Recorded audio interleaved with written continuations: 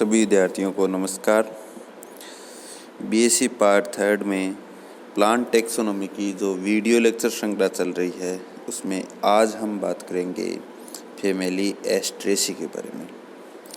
एस्ट्रेसी या जिसका दूसरा नाम कंपोजिटी फैमिली है, ये एंजियोस्पर्म्स के डाइकोटिलिडन सब डिवीज़न की गेमोपेटेली क्लास की फैमिली है। गेमोपेटेली में ये इन्फीरी सीरीज के अंदर आती है। अगर कुछ डिस्क्रिप्टिव ये करेक्टर्स बता दूं मैं, डायग्नोस्टिक करेक्टर्स इनके, तो एंजियोस्पर्म्स को हम पहचानते हैं कि इनके जो ओव्यूल्स होते हैं वो कवर्ड होते हैं, आवर्त बीजी इनको बोलते हैं। बीजांड होते हैं वो आवर्तित होते हैं, कवरिंग होती है। डाइकोटिलिडन्स का जो डायग्नोस्टिक करेक्टर है कि इनमें जो बीज पत्तर होते हैं, जो कोटिलिडन्स होते हैं सीड में, वो 2 होते हैं। गेमोपेटेली क्लास का जो डायग्नोस्टिक करेक्टर है कि जो बाह्य दलपुंज या दलपुंज जो सेपल्स और पेटल्स होते हैं वो स्पष्ट होते हैं और आपस में जुड़े हुए रहते हैं। गेमोपेटेलस या गेमोसेपेलस कंडीशन पाई जाती है। इन्फीरी सीरीज है।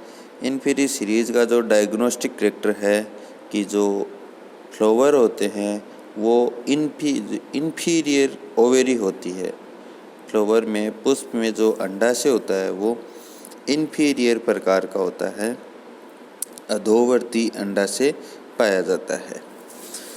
कंपोजिटी या जो एस्ट्रेसी फैमिली है, इसे आप सूरजमुखी कुल के नाम से भी जानते हैं। एस्ट्रेसी नाम इसके जो एस्ट्रनुमा तारा आकार का जो इसका पुष्प होता है उसके आधार पर दिया गया, और कंपोजिटी नाम भी इसके जो संयुक्त पुष्पक्रम होता है, कंपोजिट प्रकार का पुष्पक्रम होता है, उसके आधार पर इसका नामकरण कंपोजिटी रखा गया। इस फैमिली के डायग्नोस्टिक करेक्टर हम देखें तो जो प्लांट्स हैं वो ज़्यादातर हर्बेशियस होते हैं, कुछ एक संख्या में ही झाड़ी या सूपनुमा होते हैं। मोस्ट ऑफ जो प्लांट्स होते हैं उनमें लेटेक्स वेसल्स पाई जाती हैं कि जब भी आप उन प्लांट्स को तोड़ोगे, कट करोगे तो दूधनुमा पदार्थ बाहर निकलेगा। लीव्स होती हैं वो अल्टरनेट होती हैं, स्टेम या ब्रांचेज के एक दिशा में एक तो दूसरी उसके अपोजिट में दूसरी लीव्स लगी रहती है। और एक्स स्टिपुलेट होती है, जहाँ से लीव्स स्टार्ट होती है वहाँ पर कोई संरचना या स्टिप्यूल या अनुपर्ण नहीं पाई जाती। बात करें पुष्पक्रम की, पुष्पीय लक्षणों की, तो एस्ट्रेसी फैमिली का जो मेजर डायग्नोस्टिक करेक्टर है वो है इसका पुष्पक्रम इनफ्लोरेसेंस। एस्ट्रेसी फैमिली का पुष्पक्रम संयुक्त मुंडक कंपोजिट प्रकार का पुष्पक्रम होता है। कैपिटुलम जिसको बोलते हैं उस टाइप का पुष्पक्रम इसमें पाया जाता है। पुष्प होता है वो एपिगाइनस होता है। पुंकेसर होते हैं वो एपिपेटेलस होते हैं, जो पेटल्स होते हैं उनके साथ जुड़े होते हैं। और दूसरी खास बात इस फैमिली के स्टेमन्स की, जो एंड्रोशियम में जो स्टेमन्स हैं उनकी, कि वो सिंजेनेशियस कंडीशन में पाए जाते हैं। सारे के सारे स्टेमन्स एक ग्रुप में जुड़े हुए रहते हैं। ये कुछ बातें इसके डायग्नोस्टिक करेक्टर्स की थी। डिटेल से अगर हम देखें एस्ट्रेसी फैमिली के बारे में, ये कुछ प्लांट्स हैं एस्ट्रेसी फैमिली के जिनमें आप देख सकते हैं एक्लिप्टा प्रोस्ट्रेटा को, सोनकस ब्रेकियोटिस को, सूरजमुखी को आप जानते हैं अच्छे से। अगर हम प्रकृति की बात करें तो बहुत सारे प्लांट्स हर्बेशियस होते हैं, कुछ प्लांट्स श्रब के रूप में पाए जाते हैं और कुछ प्लांट्स ट्री के रूप में भी पाए जाते हैं। जड़ें आपको पता है कि हम डाइकोट्स के बारे में बात करें तो ओबियसली टेप रूट पाई जाती है। कुछ प्लांट्स में एडवेंटियस रूट्स भी पाई जाती हैं और वो एडवेंटियस रूट्स अलग अलग फंक्शंस में, जैसे भोजन फूड स्टोरेज में काम में आती हैं। ट्यूबरस रूट होते हैं। स्टेम मोस्ट ऑफ प्लांट्स में एरियल होता है, ब्रांच्ड होता है। लीव्स हमने बात की थी, सेवरंथ पिटियोलेट होती हैं। और एक्स स्टिपुलेट होते हैं, सिंपल होते हैं, एक्स स्टिपुलेट अल्टरनेट होते हैं। ये लीव्स के बारे में मेनली बेसिकली हमें देखना है इसके फ्लोरल कैरेक्टर्स के बारे में। इनफ्लोरेसेंस पुष्पक्रम को मैंने आपको बताया था कि पुष्पक्रम होता है वो कैपिटुलम टाइप का पुष्पक्रम होता है। कैपिटुलम पुष्पक्रम आपको थोड़ा सा रिकॉल करवा दूं मैं। 2 टाइप का पुष्पक्रम हम नॉर्मली पढ़ते हैं, एक रेसिमोस एसिमाक्स और दूसरा साइमोस ससिमाक्स। रेसिमोस पुष्पक्रम होता है ऐसा पुष्पक्रम होता है जिसमें शाखा पर आगे से आगे पुष्प लगते रहते हैं, ठीक है। और उसी का एक टाइप होता है रेसिमोस स्पाइक। रेसिमोस स्पाइक में क्या होता है, पुष्प होते हैं वो एवरंत होकर जो पुष्पक्रम की जो मुख्य शाखा है उस पर जुड़े हुए रहते हैं। अगर उसी रेसिमोस स्पाइक टाइप के पुष्पक्रम को आप कंप्रेस कर दो, एक जगह संघनित कर दो, तो बनता है कैपिटुलम। तो क्या बनता है, कैपिटुलम टाइप का पुष्पक्रम। रेसिमोस का एक एडवांस टाइप कैपिटुलम टाइप पुष्पक्रम।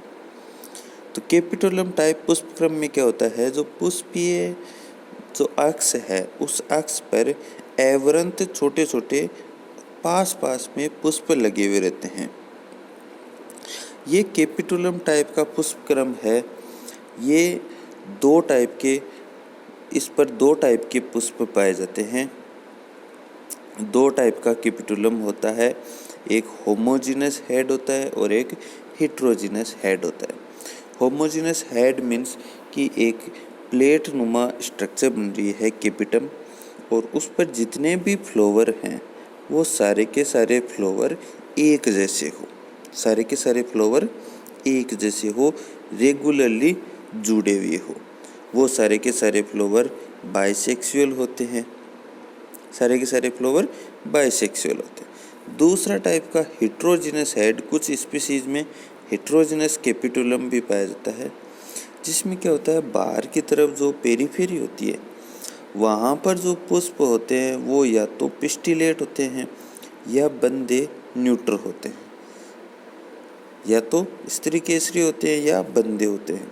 और अंदर जो मध्य है, मध्य में पुष्प होते हैं वो या तो बाइसेक्सुअल होते हैं या स्टेमिनेट होते हैं। तो कुल मिलाकर 2 टाइप के पुष्प पाए जाते हैं।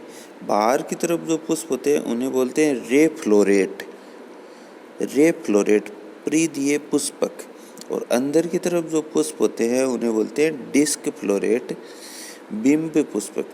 और ऐसा आपको सूरजमुखी में देखने को मिल जाता है। सूरजमुखी में आप देख सकते हैं बाहर किनारे से छोटे छोटे इरेगुलर फ्लावर निकले हुए रहते हैं, वो या तो न्यूट्रो होते हैं या पिस्टिलेट होते हैं, या तो उनमें कोई सेक्स नहीं होता, या जो केवल फीमेल रिप्रोडक्टिव पार्ट्स ही पाए जाते हैं।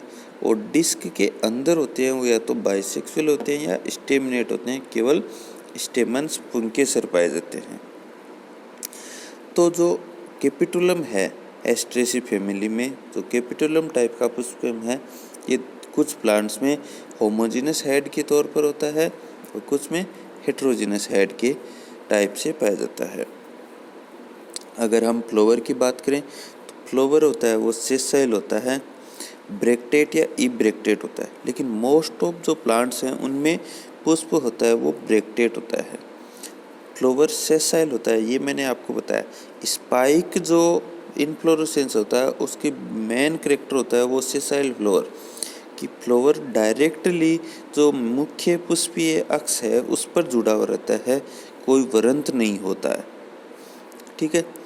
पुष्प होते हैं वो पूर्ण या अपूर्ण हो सकते हैं, द्विलिंगी या स्त्रीकेसरी या पुंकेसरी हो सकते हैं। कुछ पुष्प हैं वो एक्टिनोमॉर्फिक या जाइगोमॉर्फिक हो सकते हैं।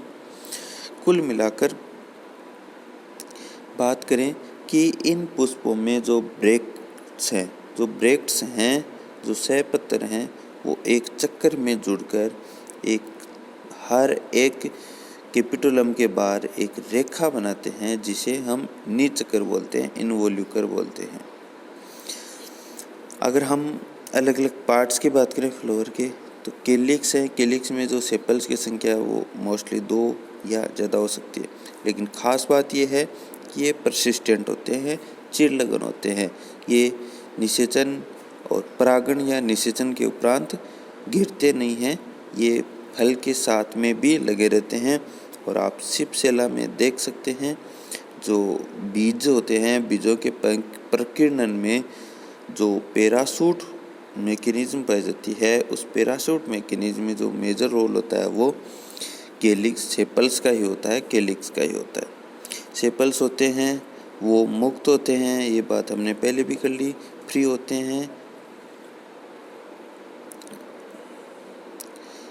और इनमें जो एस्टिवेशन होता है वो कोर स्पर्शी प्रकार का होता है। कोरोला के बारे में बात करें तो कोरोला में पेटल्स के जो नंबर हैं वो 4 या 5 हो सकते हैं। पेटल्स आपस में जुड़े होते हैं और जो एस्टिवेशन है कोर स्पर्शी किनारे केवल एक दूसरे को टच किए हुए ही रहते हैं।